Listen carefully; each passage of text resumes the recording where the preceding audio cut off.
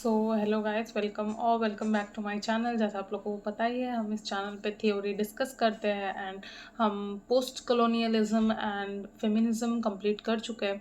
सो आज हम जो थ्योरी शुरू करने वाले हैं वो है साइको एनालिसिस। एक्चुअली शुरू नहीं करने वाले, शुरू हम पहले वीडियो में ही कर चुके हैं। सिगमंड फ्रॉयड आज डिस्कस करेंगे हम। सो मैं सजेस्ट करूँगी पहले आप इंट्रोडक्टरी वीडियो देख लो, व्हाट इज़ साइको एनालिसिस या साइको एनालिसिस इंट्रोडक्शन। आई बटन में यहाँ पे ऊपर आ रहा होगा, वहाँ से आप देख लो एंड उसके बाद you can simply start with this video.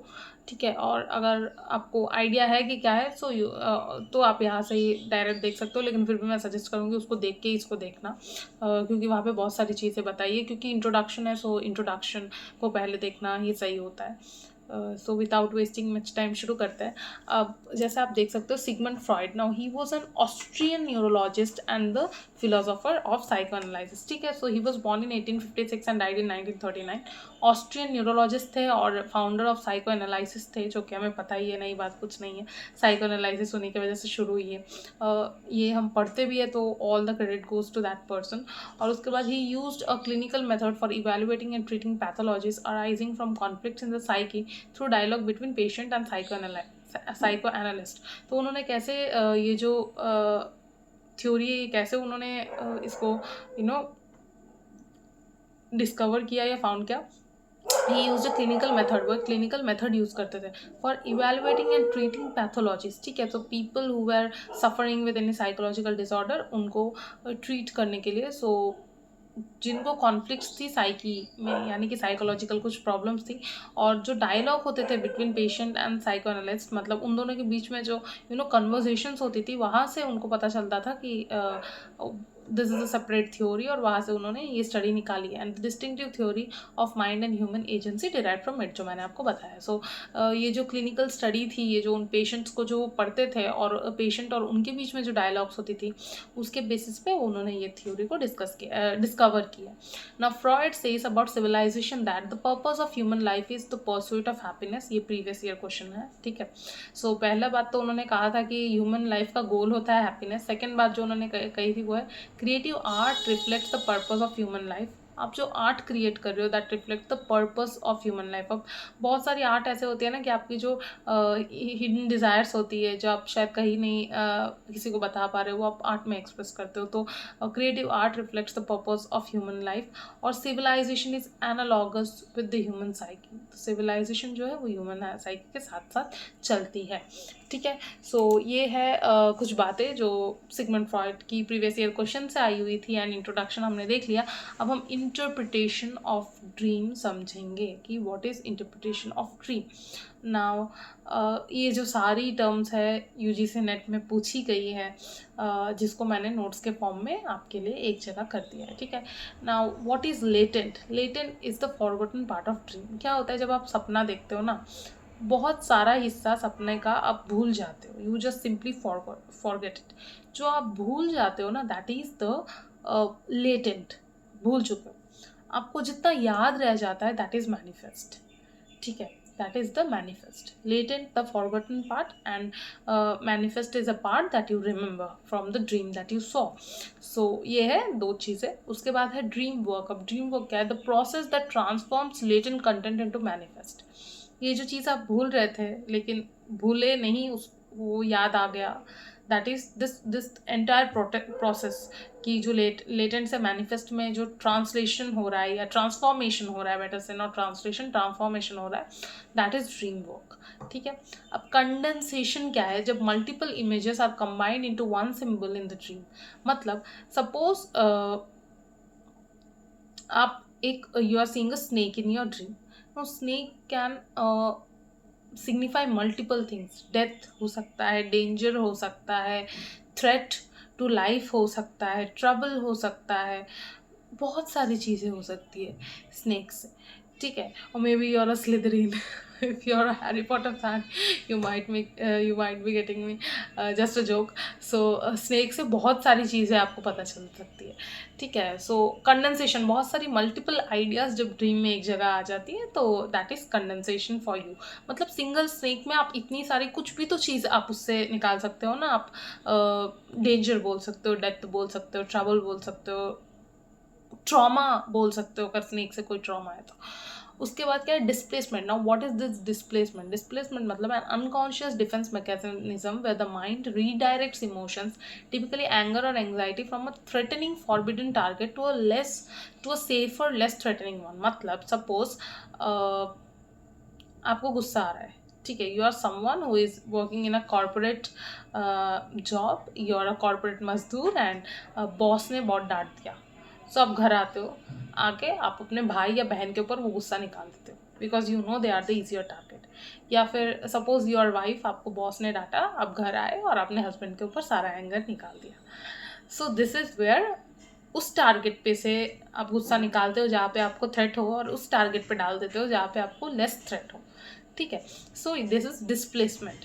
और व्हाट इज सिम्बॉलिज्म? सिम्बॉलिज्म मतलब simply you see something in your dream and they might have some deeper meaning. जैसे कहा जाता है when Gautam Buddha was in his mother's womb, तब उन्होंने शायद elephant देखा था या फिर कुछ देखा था दैट already signified कि her son might go out to serve people or he might not want to marry और ऐसा कुछ समथिंग मुझे अच्छे से याद नहीं है, पर गौतम बुद्धा की मम्मी ने डेफिनेटली कुछ देखा था ड्रीम में when she was pregnant with Gautam Buddha. so this is how we see ना symbols signify बहुत deeper meanings बताते हैं symbols। तो ये था आपका इंटरप्रिटेशन ऑफ ड्रीम्स। नाउ अब ये जो लास्ट पॉइंट जो यहाँ पे है, the psychoanalytic critics tend to associate symbols with images. ये इस ईयर का प्रीवियस ईयर क्वेश्चन है, लाइक प्रीवियस ईयर भी नहीं बोल सकते क्योंकि इसी ईयर का है, Jan 2026 के साइकिल का क्वेश्चन है ये। So the psychoanalytic critics tend to associate symbols with images. कुछ सिंबल्स को उन्होंने इमेजेस के साथ एसोसिएट किया, such as ponds as female और यूनिक सिंबल। पॉन्ड जो है वो फीमेल और यूनिक सिंबल की तरह देखा गया है पॉन्ड्स को। फ्लावर्स को अगेन देखा गया है सेम वे में। और लैंसेस मतलब जब आप जैवलिन थ्रो करते हो, वो जो जैवलिन होता है ना लंबा सा, that is associated with phallic symbol. So ये 3 चीज़ें थी जो पूछी गई थी। तो I sort of wanted to add this in today's lecture, और इसी वजह से मुझे वीडियो फिर से रिकॉर्ड करना पड़ा। मैंने एक बार ऑलरेडी रिकॉर्ड कर लिया था, फिर जब मैं इस पेज पे आई तो मुझे याद आया कि उसको ऐड कर देना अच्छा होगा, फिर मुझे काट के फिर शुरू से शुरू करना पड़ा। लेकिन कोई बात नहीं, it helps you people 10 bar record करने को मैं तैयार हूँ। एक बार ऐसे ही हुआ था, आई वॉज रिकॉर्डिंग समथिंग और इट टुक मी 12 टेक्स। 12वें टाइम में जाके वीडियो ठीक से रिकॉर्ड हुआ।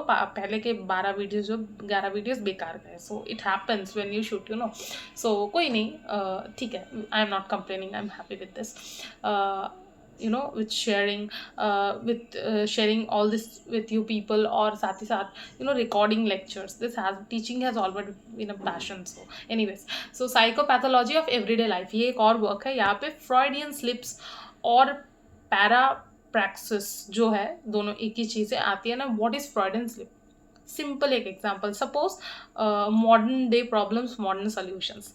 Suppose you are about to call someone but you end up taking your ex's name, or suppose you are about to call someone and you take the name of your lover. so ये जो चीज़ है कि आप बोलने कुछ और जा रहे हो, निकल कुछ और मुंह से जाता है। क्यों? क्योंकि आपका इनर अनकॉन्शियस थॉट जो है, डिज़ायर जो है, वो जो है वो बाहर चला आता है, ठीक है। So definition by definition जाते हैं।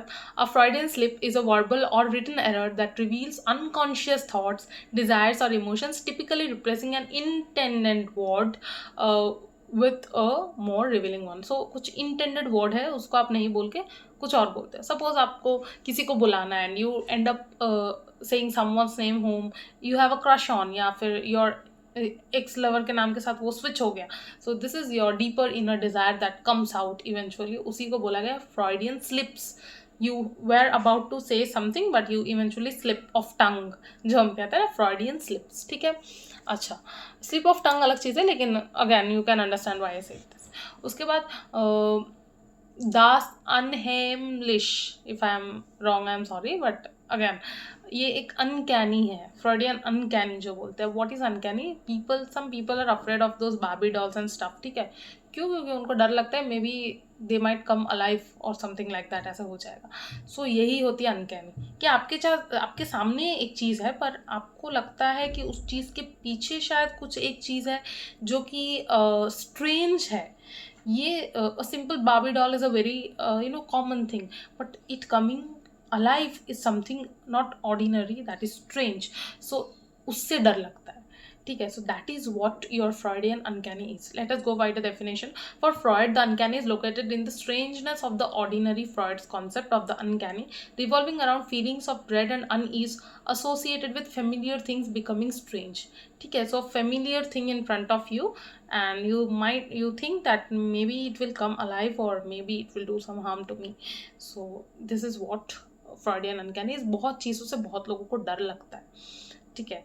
सो ये जो चीज़ है, सिंपल एग्जाम्पल तो मुझे आपको यही देना था इन डॉल्स का, और इसके अलावा आप गूगल करके देख सकते हो, but I thought this was one of the standard examples, तो I thought of continuing with it only. अच्छा, अब beyond the pleasure principle, this is the text where Freud has literally spoken about the id, ego and super ego. ये तीन terms अगर वो पहली बार कहीं पे मेंशन कर रहे हैं तो वो है बियॉन्ड द प्लेजर प्रिंसिपल. इससे पहले शायद उन्होंने ईगो कहीं पे मेंशन किया था, but id and super ego पहली बार आ रहा है यहाँ पे, ठीक है.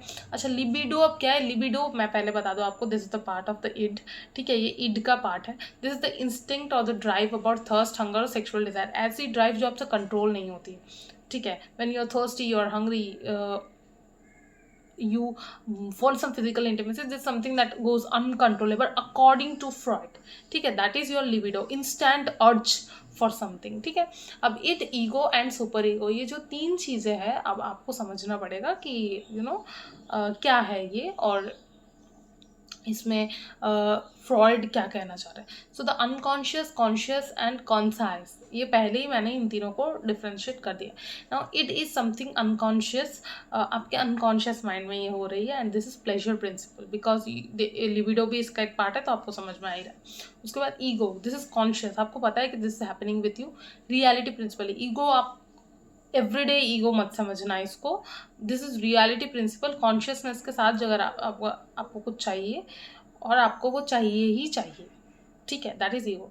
It is unconscious part of plain pleasure principle है, लेकिन ईगो अगर आपको कुछ चाहिए तो चाहिए ही चाहिए, ठीक है. और सुपर ईगो क्या करता है? Super ego is like a motherly thing या मोरालिटी का जगह है. इट विल आस्क यू, अभी चाहिए, इसके बिना क्या अभी चल सकता है तो ठीक है. It can not be controlled at all.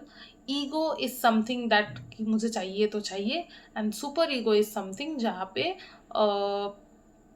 वहाँ पे मोरालिटी प्रिंसिपल है कि क्या मुझे अभी चाहिए, क्या मेरा इसके बिना भी चल सकता है, क्या हम इसको बाद में ले सकते हैं, ऐसा कुछ ये जो आइडिया होता है ये, ठीक है. सो यही आपका id, ego and super ego. Now you need to tell me guys कि आपको समझ में आया या नहीं आया. आप कैसे बताओगे? मुझे कमेंट्स में बताओगे, ठीक है. इसके बाद और भी इसके कुछ पेजेस है, वहाँ पे चलते हैं. उससे पहले just let me do a thing.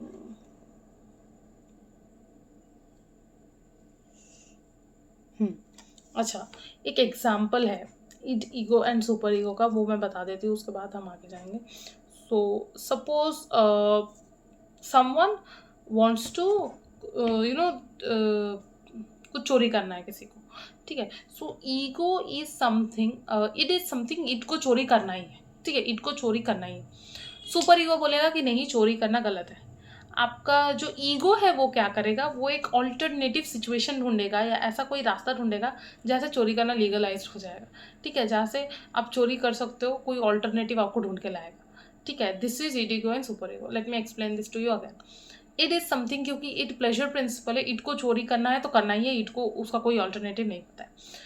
आपका सुपर ईगो क्या करता है? क्योंकि मोरालिटी प्रिंसिपल है, कॉन्साइस है, वो आपको बताएगा कि गलत है, चोरी करना गलत है, you can not go for this a crime, गलत है. आपका ईगो, क्योंकि उसको चाहिए तो चाहिए, अभी चाहिए, उसको डिफरेंस नहीं पता है उसके बीच में. ईगो क्या करेगा? एक रास्ता ढूंढेगा जिससे आप चोरी कर सकते हो, ठीक है. सो ईड और ईगो के बीच में डिफरेंस यही है कि एक अनकॉन्शियस स्टेज पे होता है, कॉन्शियस लेवल पे होता है, ठीक है, यही डिफरेंस है. लेकिन इड को भी चोरी करना है और ईगो को भी चोरी करना है, लेकिन इड को पता नहीं है, उसको बस चोरी करना है, उसके दिमाग में आया कि उसको चोरी करना है. लेकिन ईगो क्या करेगा? ईगो एक तरीका ढूंढेगा जिससे इस चोरी को इम्प्लीमेंट किया जा सकता है, ठीक है. So this is how it, ego and super ego works. So या यही है. अब इसके बाद हम जाते हैं और दो टर्म्स है, castration anxiety and penis envy. अब एक कैस्ट्रेशन एंग्जाइटी क्या है, this happens in the case of a boy. Suppose if a boy is trying to Oedipal complex अगर हो जाए। अब ये इडिपल कम्प्लेक्स क्या है, Oedipal complex is boy sexual attraction towards the mother, ठीक है। सो उसको कैस्ट्रेशन एंग्जाइटी का डर आ जाएगा, फैलस जो है, because he knows that may be my phallus might be castrated. So ये डर है बॉय के केस में। और गर्ल के केस में क्या होता है, पेनिस एनवी आ जाता है, because she lakhs that particular sexual organ, so she knows she cannot be that male member of family because she lacks that phallus। Again ये सारी पुरानी बातें हैं, बट क्योंकि सिलेबस में पढ़ना पड़ता है, क्या कर सकते हैं, ठीक है। अच्छा, इसके बाद अदर वर्क्स क्या है, the jokes and its relation to the unconscious 1905। उसके बाद क्या है, 3 essays on the theory of sexuality 1905, totem and the id 1913 and the ego and the id 1923।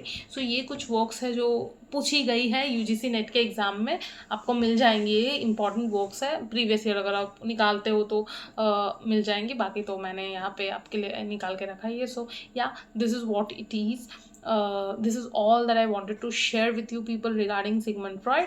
अब इसके बाद जो नेक्स्ट 2 वीडियोस आने वाली है, एक लका पे आएगी और एक कार्ल यूंग पे आएगी। सो उन वीडियोस में मिलते हैं। Until then bye and thank you.